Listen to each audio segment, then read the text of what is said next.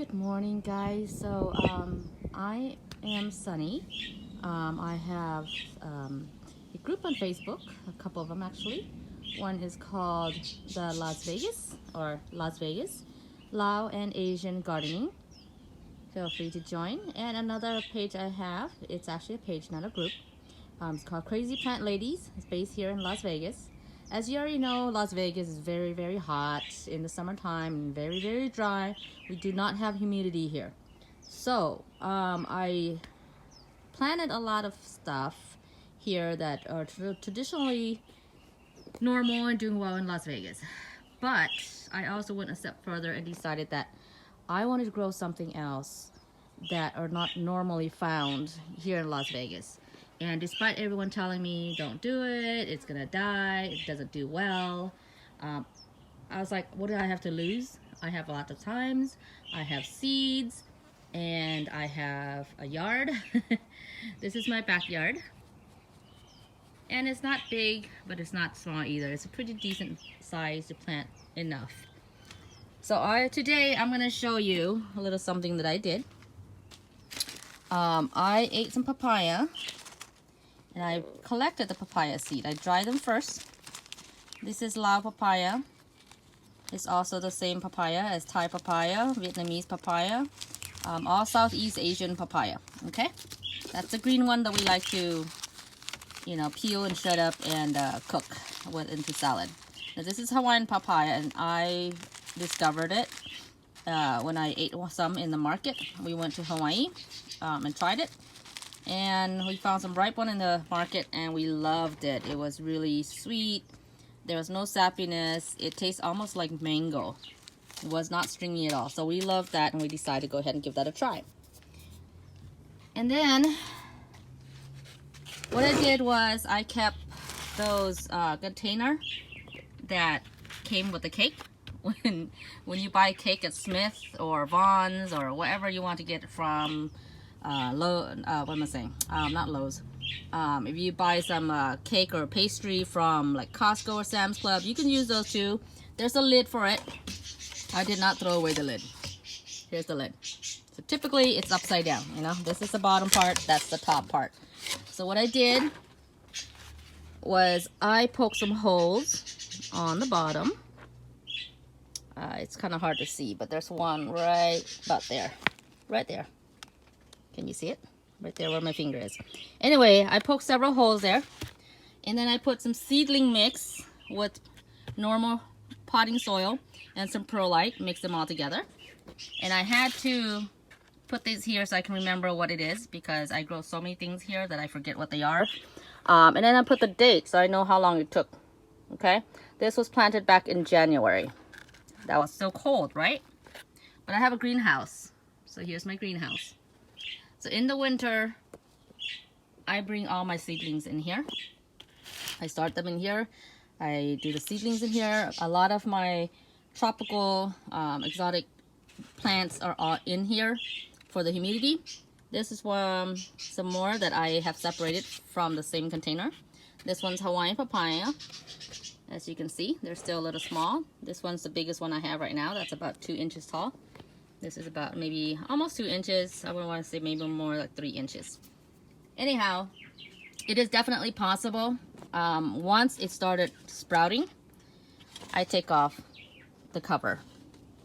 So obviously they're going to get bigger and taller and you don't want to smash it. So take off the cover. I do water them on a daily basis now. In the winter, I did not water it every day. In the winter, I water it maybe once or twice a week, depending on how dry the soil is. You don't want the soil to dry completely because they need that moisture, just like in the tropics. But you don't want to drown it either, so don't give it too much water. You don't want to water it daily. That's a little too much water. If you do water it daily, very little water, not too much, or every other day might be a good thing, like every 1 to 2 days. Now I want to show you how big mine got. I did have some Mexican papaya that I grew outside, and then I had to take it inside the house in the winter. This is one of them. It lost its leaf due to the fact that it was inside and was doing quite well. But then I got a little impatient, so I brought it outside. I brought it outside around February, thinking that maybe it's warm enough, but it wasn't. It went into shock, so all the leaf fell off. So I took all the leaf off, and it's drying up a little bit. But as you can see here, it's still alive. This stalk is still firm.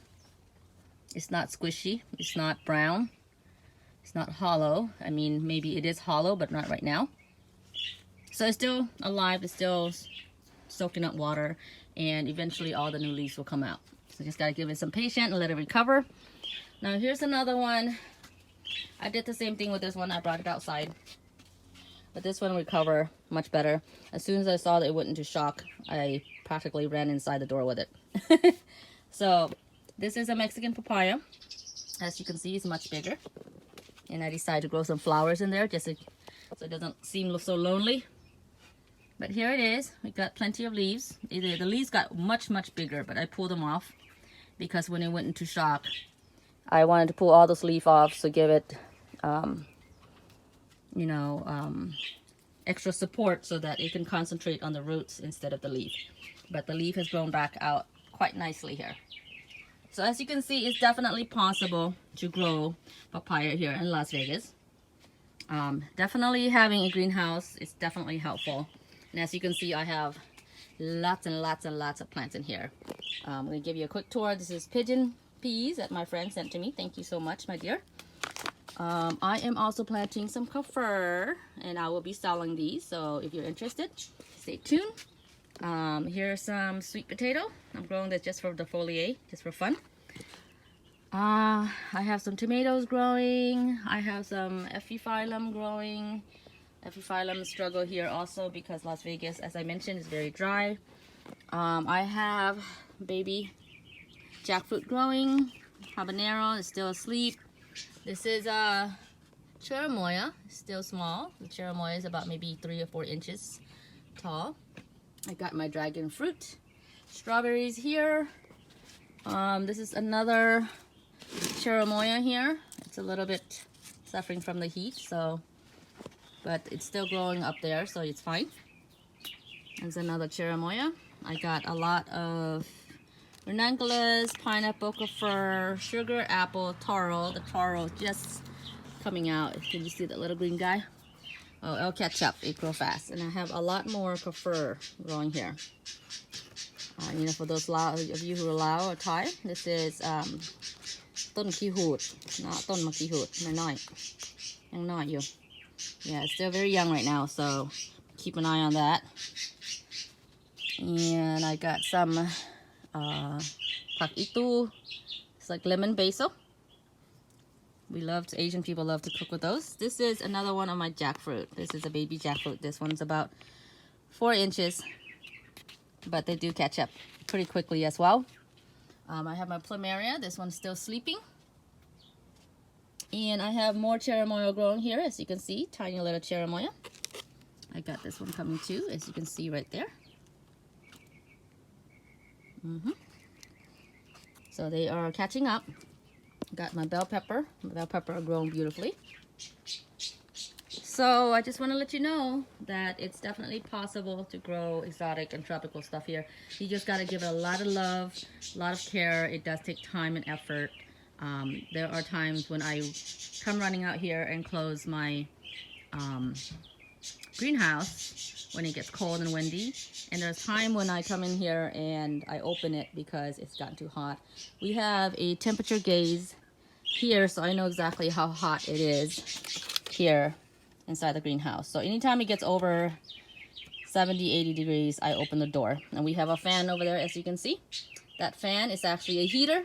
So in the winter, I keep it on all night. And in the daytime, I turn it off. All right, thank you so much for watching.